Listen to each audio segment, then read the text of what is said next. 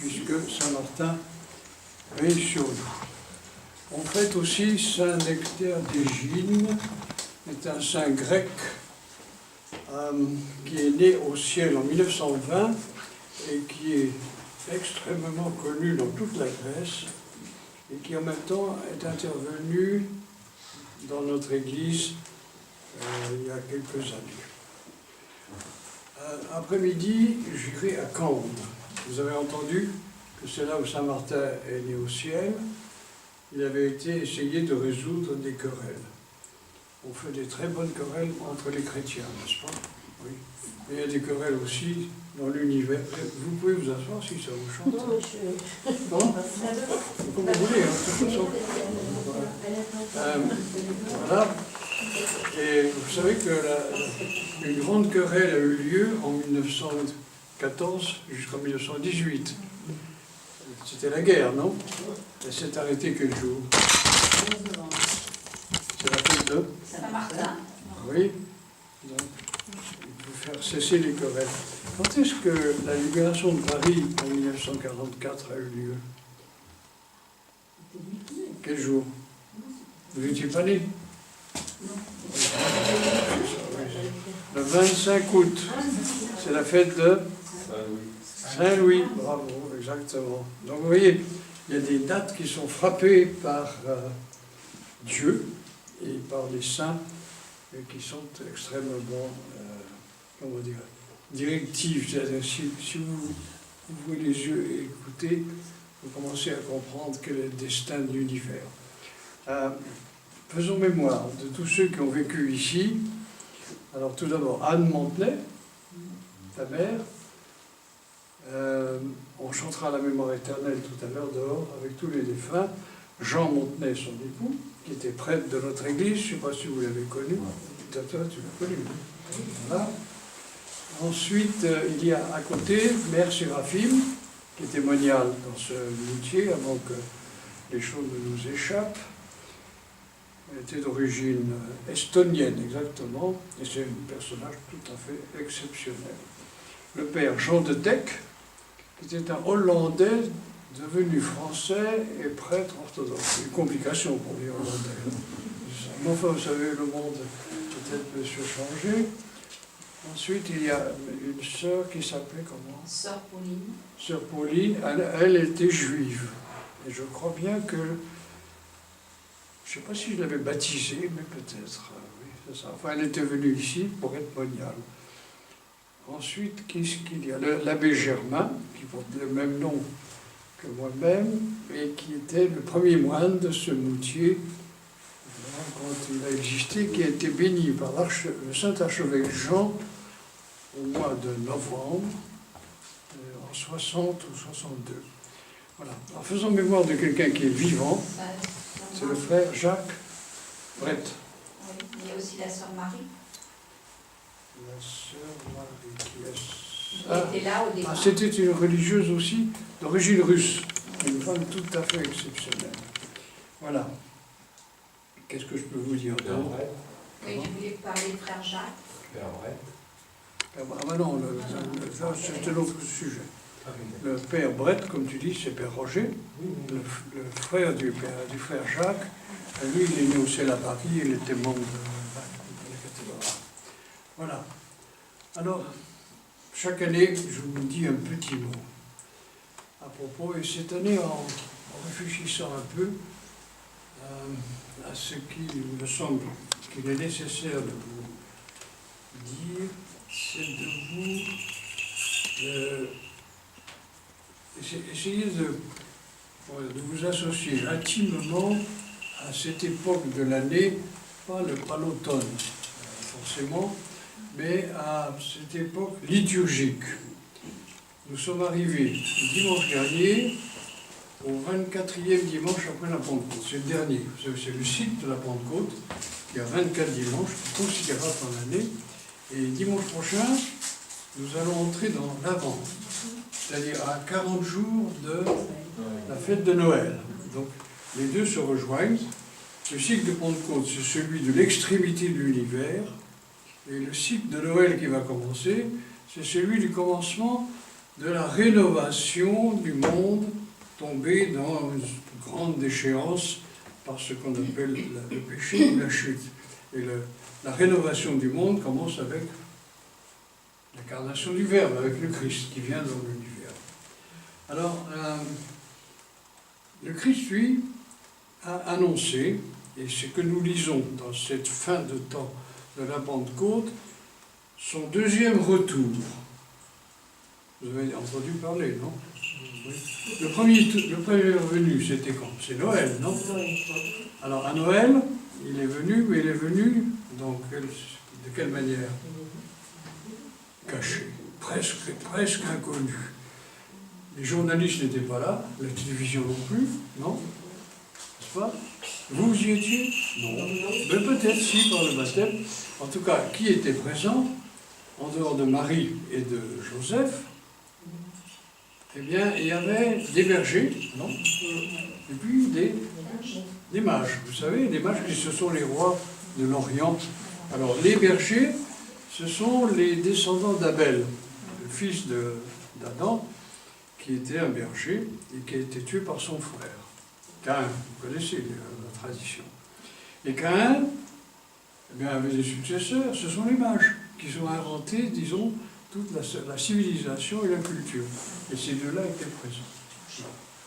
Alors, le Christ est venu caché, mais il reviendra comment?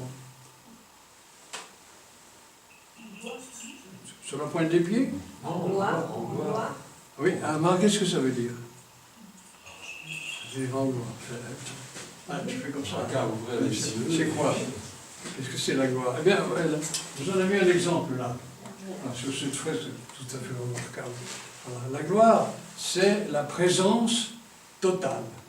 Quand il est venu la première fois, il s'est caché. D'une certaine manière, il a caché justement la plénitude de sa présence. Mais là, quand il reviendra en gloire, qu'est-ce qu'il va montrer? Il va montrer l'homme nouveau, rénové. Pas sa divinité, là, il la cache toujours. Pourquoi? Parce que la présence divine ne serait insupportable pour nous. Vous êtes déjà approché du divin? Peut-être que oui, quand vous le faites à travers la liturgie. Mais nous approchons avec précaution, non? Nous nous préparons, on fait beaucoup de signes de croix, on se purifie avec l'eau, on chante des prières. Pourquoi? Parce qu'on s'approche de l'autre, le totalement autre, qui est Dieu lui-même. Alors, la présence divine, pour nous, s'il se dévoilait complètement, nous serions complètement rayés. Par contre, quand il reviendra, il montrera l'humanité, disons, dans toute sa grandeur, sa splendeur et sa présence totale. Est-ce que vous croyez que ce sera supportable? Vous avez déjà rencontré des hommes pleins d'humanité? Non, un petit peu. Tu as rencontré des gens comme toi et moi, non? Un peu homme, un peu pas grand-chose. Tu es d'accord? Oui, oui, c'est ça. Mais par contre, il reviendra, voilà, et ce sera extrêmement difficile à supporter. Pourtant, il a annoncé qu'il allait venir, vous vous souvenez? Il a annoncé des catastrophes, non? Vous connaissez les évangiles qui correspondent à sa deuxième venue. Alors il dit, la terre va trembler, les montagnes vont se abaisser, les vallées vont se monter, les cieux vont être ébranlés, c'est-à-dire le ciel, le soleil et la lune vont se branler aussi. Qu'est-ce que ça veut dire? Ça veut dire que l'invisible va devenir visible. Pour l'instant, l'invisible, vous savez, c'est le monde angélique. C'est le monde duquel nous extrayons les lois dont on fait toutes les machines dont nous servons à notre époque. Mais alors là, tout ceci va apparaître, mais derrière l'apparition de tout ce qui est maintenant invisible, et puis regardant le visible, viendra sa présence à lui, et viendra précédé par le signe de... Ah, vous ne savez pas grand-chose, moi non plus. Mais si, passer par le signe de la croix.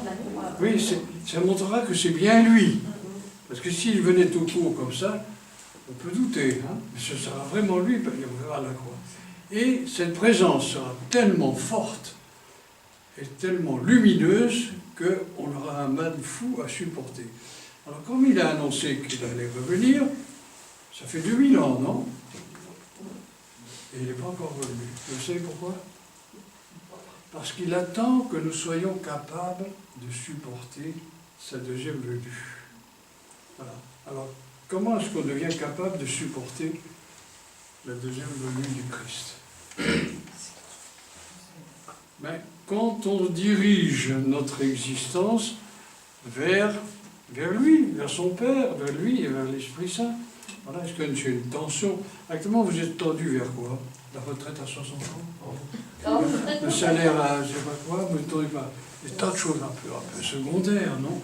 Et puis, alors, si on vous demande où est-ce que vous allez aller? Vous allez au cimetière, moi aussi. Mais derrière le cimetière, il y a tout un chemin prodigieux que font les hommes. Alors, voilà. Alors, nous sommes en train de conquérir la capacité de nous diriger vers Dieu lui-même, c'est-à-dire vers le Père, le Fils et le Saint-Esprit. En l'occurrence, je vous parle surtout du Christ. Et lui, en même temps, eh bien, il essaye de conquérir notre cœur. Et c'est difficile pour lui. Vous lui avez donné une place dans votre cœur? Moi, je me dis un peu, mais peut-être pas tellement. Alors, qu'est-ce qui fait que, disons, il ne revient pas? Parce que le supporter dans sa plénitude, eh bien, ce serait, disons, une épreuve insurmontable. Qui est-ce qui peut supporter la deuxième venue du Christ? Les saints. Alors, c'est pour ça qu'il est intéressant qu'il y ait des saints. Nous avons aujourd'hui Saint Martin, mais les saints, c'est vous, non? Si, un peu. Nous sommes tous sur le chemin. Nous avons quelque chose de la sainteté qui vient. Alors, si il ne vient pas encore, c'est parce qu'il n'y a pas suffisamment de saints dans l'humanité. Ceux qui sont morts, ceux qui vont venir et ceux qui sont ici. Alors, le jour où l'accumulation de sainteté sera suffisante, il reviendra. Voilà. Et après, comme nous ne serons pas les uns et les autres tout à fait à la hauteur, je vous propose, on se cachera derrière Saint-Martin, on pourra arriver aussi. Vous voyez ce que je veux dire? Quand je dis se cacher, c'est une des raisons pour lesquelles nous célébrons des personnages aussi extraordinaires. Pourquoi? Parce qu'ils n'ont pas détruit leur humanité, ils l'ont construite avec l'aide de celui qui a créé, et le Christ est le Créateur aussi, et afin que nous puissions devenir des familiers de Dieu. Je me fais comprendre. Alors vous savez, c'est pas très difficile. Qu'est-ce que vous faites le matin quand vous vous levez? Vous pensez au café, non? Non? Ou au percepteur? Je ne sais pas trop quoi. Eh bien alors, pour entrer sur le chemin de la sainteté, qu'est-ce que vous dites? Vous sautez du lit, vous faites le signe de croix. Voilà, et vous dites, oh Dieu, viens à mon aide. Et après, vous allez faire vos affaires. Non? Parce que, autrement dit, vous introduisez la présence déjà ici, de manière immédiate. Voilà. Alors, comme c'est un chemin difficile, la tradition, les apôtres et tous les saints nous ont légué la communion. C'est vers quoi nous allons nous diriger. Alors la communion, c'est se nourrir du Christ. Il dit, c'est mon corps et mon sang. Et ce corps et ce sang. Alors ça, nous nous connaissons en matière de nourriture. Là. Et bien alors, c'est le commencement de l'approche de la transfiguration du monde. Voilà, que Dieu vous bénisse, le Père, le Fils et le Saint-Esprit.